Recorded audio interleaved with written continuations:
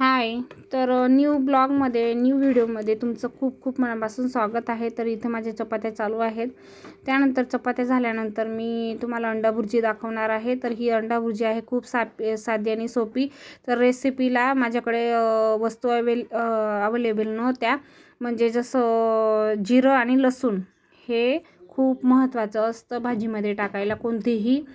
तर ते नव्हतं माझ्याकडे. तर मी फक्त कांदा टाकलेला आहे तेलामध्ये. त्यानंतर हे वाटीत बघू शकता चटणी, हळद आणि मीठ असं मिक्स माझ्या लहान मुलाने म्हणजे मी टाकलेलं होतं, पण त्याने मिक्स करून ठेवलेलं आहे म्हणून फक्त तुम्हाला चटणी दिसत आहे, पण त्याच्यात मीठ पण आहे आणि हळद पण मिक्स केलेलं आहे. साईडला मी तो लहान मुलगा माझा खात नाही त्याच्यामुळे त्याच्यामुळे बिना कांद्याचं ऑमलेट बनवणार आहे मी. आणि इकडे अंडा भुर्जी बनवणार आहे मी. तर मी कांदा घातलेला आहे. तर कांदा पण तुम्ही भरपूर घाला.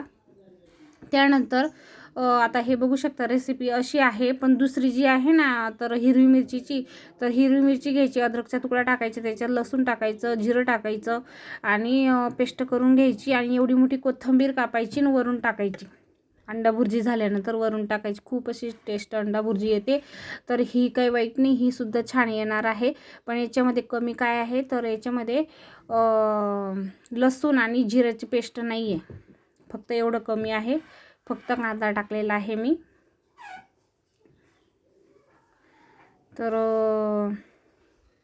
तरी पण आपण मनापासून व्यवस्थित करायचं.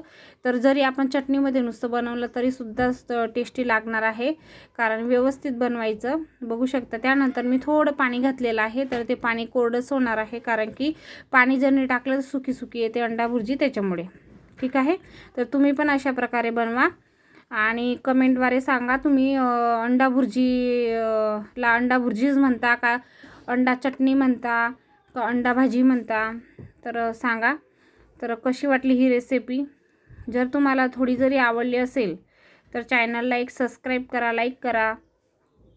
आणि माझ्याकडे जेवढ्या वस्तू होत्या त्या वस्तूंमध्ये मी बनवून दाखवलेलं आहे. आणि काय काय टाकायचं, अजून दुसरी रेसिपी पण मी तुम्हाला हिरवी मिरचीची पण तुम्हाला सांगितलेली आहे. तशा प्रकारे जरी बनवली तरीसुद्धा खूप असं टेस्टी लागते. बघू शकता ऑमलेट पण झाले. तर बाय.